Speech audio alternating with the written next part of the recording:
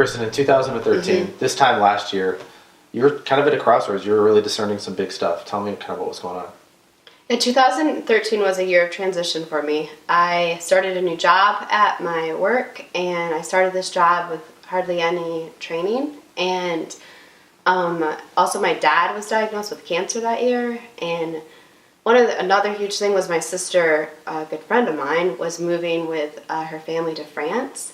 So it was a tough year. It was really, I went, at different points it was the highs and lows, but it was just overall tough, and I felt like at different times I was just sinking, but I was treading water, and I was barely getting through, and I just was feeling very, like, complacent, I guess you could say, with life. Yeah. And I really wanted something new and something challenging for myself, and so I just began thinking through, like, what could change in some sense. And yeah, what did you want to be different?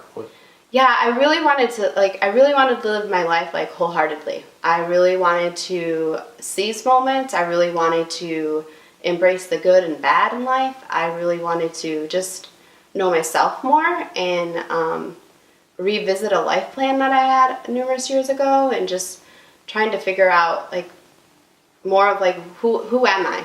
Yeah. And with that. So that all culminated into this really big declaration. Yeah. This big sort of challenge for yourself. Yeah. What was it? Yeah, so this year I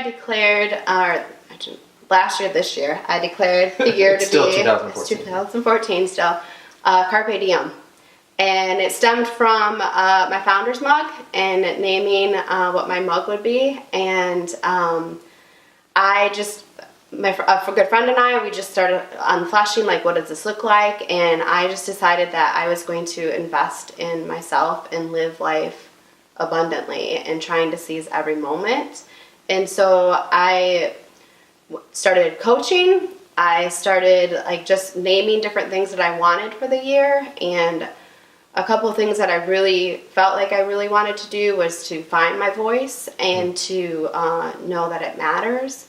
And another thing that I really focused on was, like, trying to be imperfectly whole.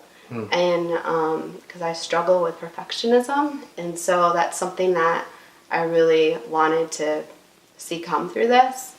So what were some of the things you set out to do, or what were some of the highlights of the year? Yes. Carpe Diem. Carpe Diem. So I think the first thing that I did was I did a book/cooking club with a group of friends, and opened my home and had monthly meetings with a group of friends that was just, I merged a lot of people.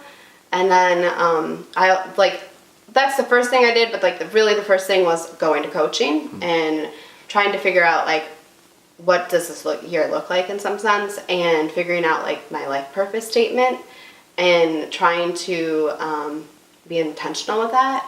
I threw myself an epic birthday party, and I think, like, it's been very interesting throughout this whole year that I've been asked to speak at different things, and so, like, realizing that my voice does matter with things. Yeah.